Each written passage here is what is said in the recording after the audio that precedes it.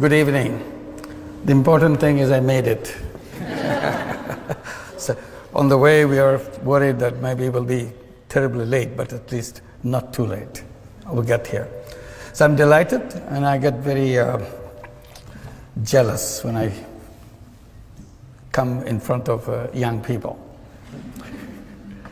I get jealous because you're so lucky. You're lucky because you're born a few years back. Unlike us, in the prehistoric days, we were. I think the reason that I'm jealous, I see how powerful you are, the young people of this time. And I tell young people today are the most powerful generation in the entire human history. Not because these young people today are smarter than before. It's about the same. Smartness is the same. It's because you have technology in your hand, which no other generation ever had. Unbelievable technology. That gives you tremendous power. On the surface, you look just like another human being. But in reality, each one of you is a Superman and a Superwoman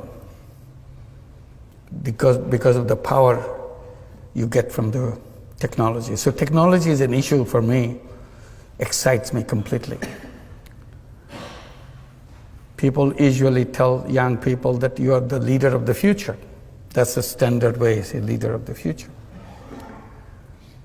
I try to repeat and emphasize that no, that's not true. Because you are leader already.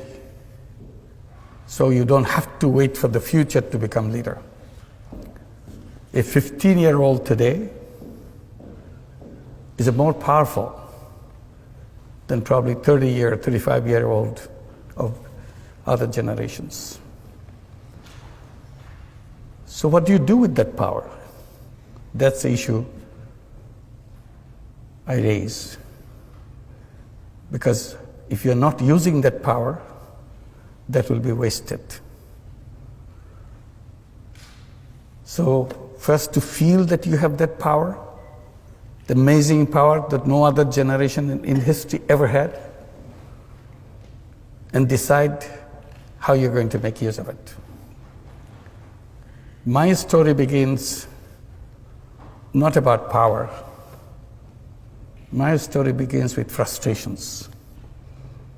I was born in a country where in each direction you see it's a lot of frustrations, a lot of disappointments, a lot of things you wish didn't happen the way it happens. And out of this frustration, you feel you're a totally useless person. You cannot do anything. You have nothing that you can make a change, make a difference. The country went through famine. When I was teaching economics in the university right next door, people are suffering of hunger, 1974. So I felt all the theory that I teach is useless stuff, has nothing to do with people's life. And I felt totally useless as a human being. I cannot be of some use to somebody. So that's what I was trying to do, getting into the village next door to the university campus to see if I have any use for anybody else. And then I did tiny little things to find my worth, that yes, I have some meaning in my life. And I did things which I knew nothing about. When you're desperate, out of desperation you do things which you never thought about. So I'm sure you have been told how to plan things, how to set things, everything very clearly. But that's not what I did. I jumped at things without knowing anything about it because I just couldn't wait. And you heard about microcredit, which goes with me. People remember how it started with me. It was not a pre-planned thing. Simply, situation is so bad, you had to do something. And that situation is about loan sharking in the village, which is just next to the university campus. And it's so ugly, you feel so terrible that human being can be so heartless, so cruel to each other, giving tiny loans and take control of the full life of those people, turn into slaves because somebody gave you some loan, so he has the right to turn you into slaves. So you see it very clearly. It's not reading in the books. Just be there. You see the person who lends, you see the person who borrowed, and you feel totally important. You don't know what to do. Suddenly it came to my mind, I can do something. I can take care of this problem.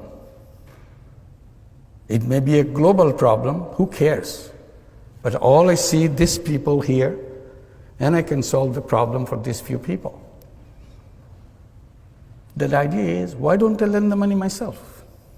If I lend the money myself, then they don't have to go to the loan shark.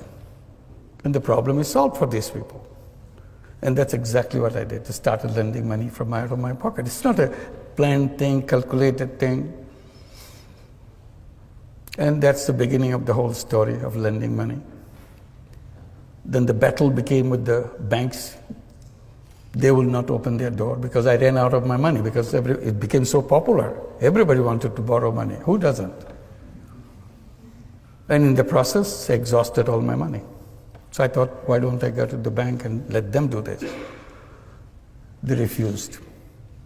So my struggle began to convince banks, which I never could. Now it's about 38 years after I first began. I still couldn't convince the bankers. So now I look at the whole system, what we call economic structures, conceptual framework, and all that. And I feel how wrong they are. And that's again my complaint. We read about it, we study it, we take it so seriously. But I feel it's designed in such a wrong way. Because you look at the theoretical framework of the capitalist system, you immediately find out the misrepresented human being in the theory. In their theory, human being turned out to be a money chaser. All they do in their lifetime, chase money. It's a money-centric, profit-centric world. So the entire theory has been built on the selfishness of human being. I said, that's wrong. Human being is not all about selfishness. Human being is not one-dimensional being. Human beings are not money-making robots. That's not their identity. Theory has diminished human being, made into a small thing, a robot. But real human being is very big, way bigger than what the theoreticians imagine. It's a multi-dimensional being, not one-dimensional. I said, just to take example, I said, theoretician took the selfishness in human being, built the whole theory out of it. They forgot the same human being is also a selfless human being. That selflessness was never allowed into the structure that they built. So it's left out. So if you want to be selfless, why don't you go and become a philanthropist? I said, no. Philanthropy is a different thing. I'm talking about the business world. Why can't I use the selflessness in the business world? And that's what I did without knowing about it. When I started working with the poor people, particularly poor women, I see so many problems around them. And I jump at doing something about it. Again, knowing nothing about it. So every time I see a problem, I create a business to solve that problem. It became a habit with me, and I created so many businesses. But a very different kind of business. People become curious. Why do you do that? It's not a business. I said, yes, it's a business. What do you mean by business? It has to be sustainable. That's what the quality of business is. So whatever I do is sustainable. There's a two-way flow. There are expenses, there are inflow, income, and so on.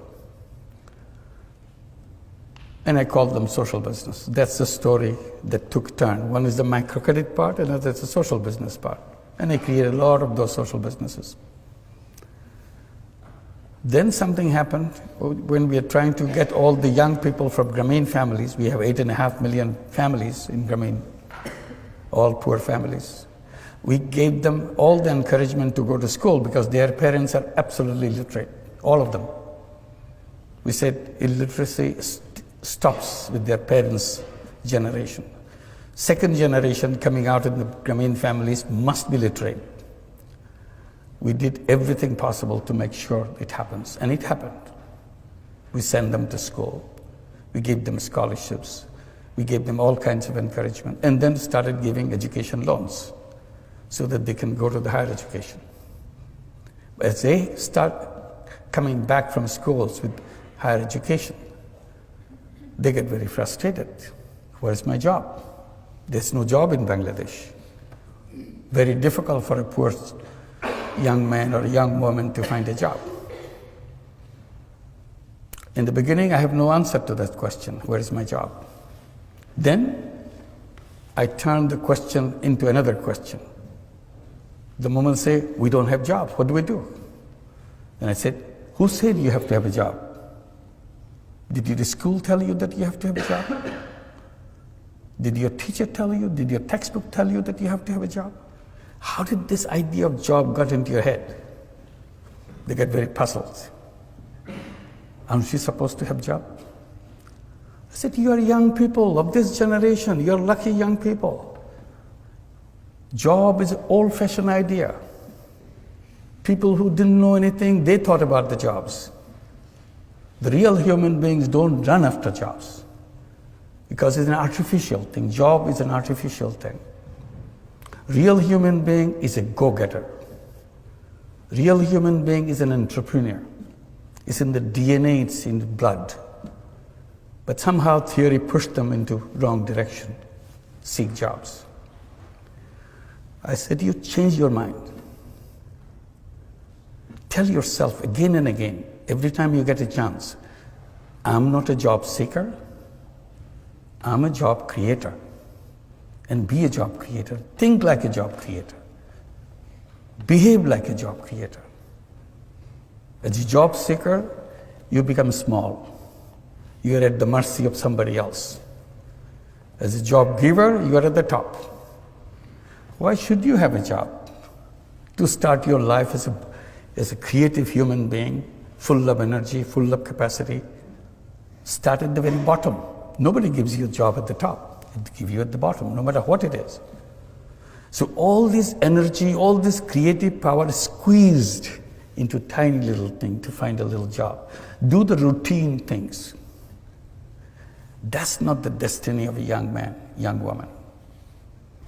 Young man and young woman should start at the top and use all the creative capacity and change the world. They get very puzzled. I don't have a job, he's making joke with me. So I said, it's not a problem. Look at your mother. 20 years back, 25 years back, even 30 years back, she took a loan from Grameen Bank, $30, $25. She was shaking like this. Couldn't believe that anybody could trust her with such an enormous amount of money. That's her life. She dared to take this money in her hand and start a business, raising chicken, raising vegetables, sewing clothes, whatever. That's what the 8.5 million women do in Grameen Bank and all the microcredit elsewhere. I said, what good is your education if you're not braver than your illiterate mother? She did it. Along the way you were born, she sent you to school, and you have all this education, and she's been doing it all the time in front of your eyes. You never noticed it. And you're going around to find a job somebody give you to do some minor thing. Is it befitting to you? So that is working. So what we did, we created a social business fund in Bangladesh. Tell every young person within Grameen families, come up with a business idea, anything. Even if you don't have an idea, look at your mother, what she's doing. Take that idea, build it into 10 times, 50 times bigger. Because you have education, you have connections which your mother never had. She never left her village in her life. You have seen the world. And once you have the business idea, bring it to us. We become investor and partner with you, every one of you. So now the young people are coming, business proposals after business proposals. We call them new entrepreneurs. They build their own community, help each other. So again, why unemployment? Because it's our thought, not because of our ability. We are able people. An unemployed young person, think about an unemployed young person. Is something wrong with him? Is something wrong with her? No. He's a very creative person, dedicated, energetic person. Who makes him or her unutilized? The system that we build, our thinking process has made them. An unnoticed chain has bound him around and say, you are trashed, you are no good. Why am I not good? You have never tried me. I have no room for you. Who are you to provide room for me? I create my room. I create my own space in this planet. But we don't do that. We tell somehow we have to have a job. So the natural choice for every young person, every human being, would be to an entrepreneur. If somehow I'm not getting an opportunity for becoming an entrepreneur, for a while I can work for somebody, for a while. Because ultimately that's what I should be my own, and create the world for my own way. So my story is about this, about microcredit, which is not about just lending money. It's unleashing the capacity that every human being has. And the system denied them that right. Like banking system is close to more than half the population of the entire world. It works only for the rich. If you notice, most of the institutions that we build are designed to work for the rich. And then we blame the poor for being poor. I said poor are poor not because of anything wrong with them. You simply denied them the doors to open. I give the example of bonsai, little tree. I tell that, look at the bonsai. You take the best seed in the world, put it in a flower pot, and give all your love to it, let it grow. It grows only this big. And you ask the question, is something wrong with the seed? No, nothing wrong with the seed. Then why is it so tiny? Because we didn't give them the space to grow. There is no base on which to grow. I said, poor people are bonsai people. There's nothing wrong with your seed.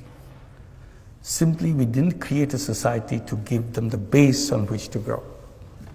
And then we blame them for being so tiny, so poor. So natural human being has no reason to be poor person. Natural human being has no reason to be an unemployed person. We made it happen for them. That's my complaint. I bring it to you. As a new, powerful young people, you'll create a world where the word poor will not be necessary. And I keep saying that poverty should be in the museum, not in human society. In the museum to show our stupidity, how we punished human beings for no fault of their own. And you'll create a society where there will be no unemployment. The word unemployment will not be understood. People will not understand, what does it mean, unemployed? Why should anybody be unemployed? The first thing to do is to make the word unemployment unemployed. And that's the beginning. Thank you very much.